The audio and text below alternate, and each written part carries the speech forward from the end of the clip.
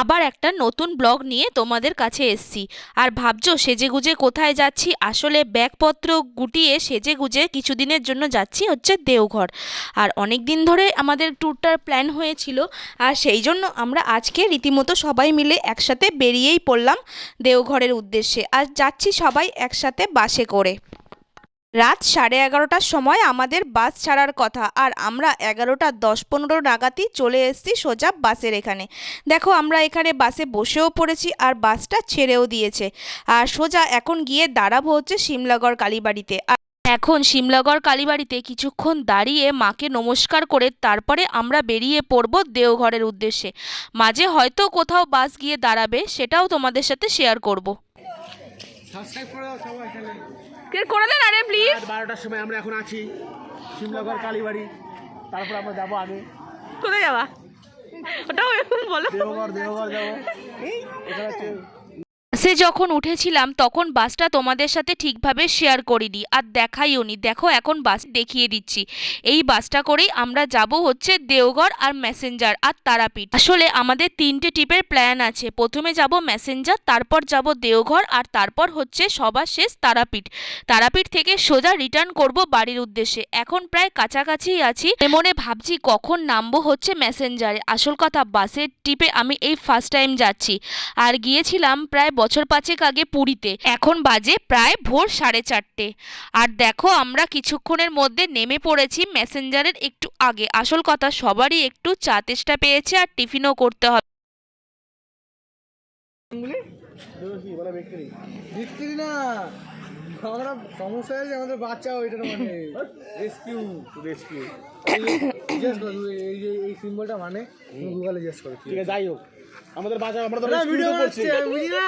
না আমি দাঁত মারছি নে মাঝে হ্যাঁ, লাইক কমেন্ট শেয়ার সাবস্ক্রাইব যা আছে সব করে দেবে।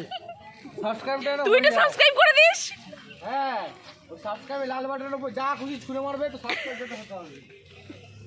তোরটা আমি এডিটিং করব না, পুরো ভয়েস আর তোর ভয়েসেই দেবো।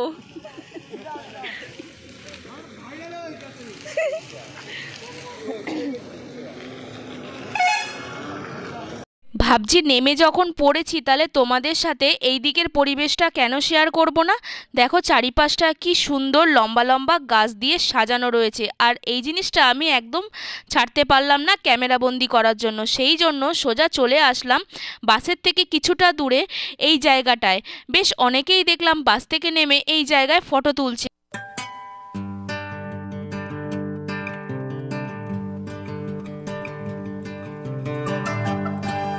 আর দেখলাম সামনের একটা দোকানে বেশ কি সুন্দর মুড়ি আর চপ আর ঘুগনি বিক্রি করছে।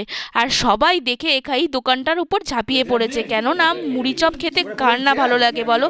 আর সেটা যদি হয় একদম গ্রামের মধ্যে, সেটা তো আরও ভালো লাগবে।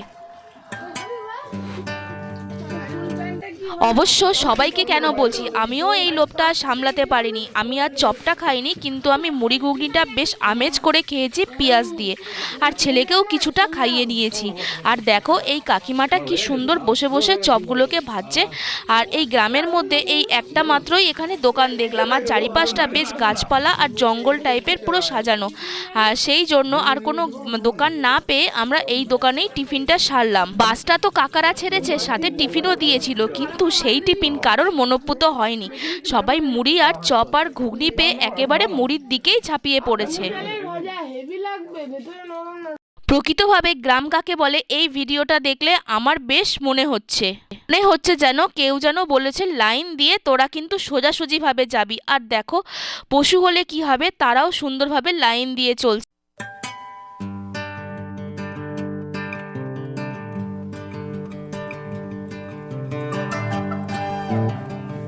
টিফিন সেরে সোজা উঠে পড়লাম আবার বাসে করে এখন যাচ্ছি সোজা ম্যাসেঞ্জারের উদ্দেশ্যে।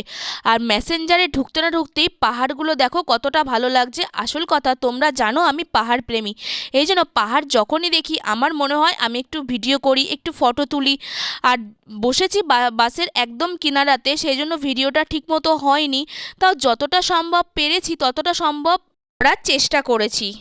বাসের জার্নিটা একটু কষ্ট হলেও কিন্তু আনন্দকর হয়, কেননা সবাইকে একসাথে পাওয়া যায়, সবার সাথে একসাথে গল্প আনন্দ সব কিছু করা যায়। কিন্তু ট্রেনেও আনন্দ হয়, দুটো দুরকম। আর আমি বেশিরভাগ জার্নি করি ট্রেনে, তোমরা সেটা সবাই জানো। এই ফার্স্ট টাইম আমি বাসে করেছি, কিন্তু বেশ মজা করে আনন্দটা কাটিয়েছি। এখন সোজা চলে এসেছি ম্যাসেঞ্জারে, আর ম্যাসেঞ্জারে ঢুকেই দেখো কি সুন্দর লাগছে ভিউটা। এই ভিউটাই আমি দেখতে চেয়েছিলাম হচ্ছে বাসের কাছ থেকে, কিন্তু বাসে তো দেখতে ভালো পাইনি, কেননা বাসে যখন আমরা আসছিলাম তখন অনেকটা দূর থেকে এই রকম ভিউ দেখা যাচ্ছিল, কিন্তু গাড়িটা আমাদের ঠিক জায়গায় এসে থামিয়েছে। বাস থেকে বেশিক্ষণের জন্য আমাদের এখানে সময় দিতে বারণ করেছিল, কেননা এর পরে অনেকগুলো স্পট আছে সেগুলো দেখাবে বলে। সেই জন্য বাস থেকে আমরা নেমে বেশিক্ষণ এখানে থাকতে পারিনি, আর বোটেও চাপতে পারিনি। বড়জোর 8 থেকে 10 মিনিট দাঁড়িয়ে কিছুক্ষণ ছবি তুলে তারপরে এখান থেকে সোজা বেরিয়ে পড়েছি হচ্ছে আবার বাসে করে দেওঘরের দিকে। সবাই দেখো কি সুন্দর আনন্দ করছে, আর বড় পিসিও বেশ সুন্দরভাবে আনন্দ করেছে। এখন আমরা যাব একেবারে নিচের দিকে, মানে বোটের কাছাকাছি। ওখানে গিয়ে কিছু ফটো তুলবো সবাই মিলে একসাথে, তারপরে সোজা রওনা দেব। আর যেখানে ঘুরতে আসি সেখানে ফটো যদি না তোলা হয় তখন কতটা খারাপ লাগে বলো তো। সেই জন্য সবাই মিলে কিছুটা ফটো তুলে নেব।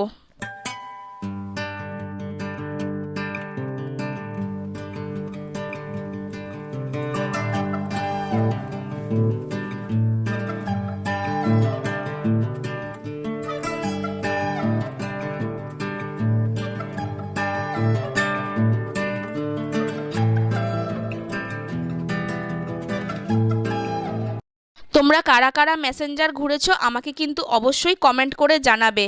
আর আমিও কিন্তু দেখো ঘুরে ফেললাম। ছেলের পড়াশোনার জন্য বেশিরভাগ টাইমটা বেরোতে পারি না, কিন্তু ঘুরতে আমারও বেশ ভালো লাগে। তারপর সোজা ম্যাসেঞ্জার থেকে বেরিয়ে পড়লাম আমরা দেওঘরের দিকে। আর দেওঘরে ঢুকতে না ঢুকতেই পাহাড়গুলো আরও সুন্দর যেন লাগছিল। আজকের ভিডিওটা একটু ছোট হলো, আবার নেক্সট তোমাদেরকে সব ভিডিওগুলো শেয়ার করব, তোমরা দেখতে থাকো আর অবশ্যই আমার পাশে থেকো। তো তোমরা কিন্তু জানাবে আজকের ভিডিওটা কেমন হয়েছে। তো আজকের মতো ভিডিওটা আমি এখানেই শেষ করলাম। টাটা।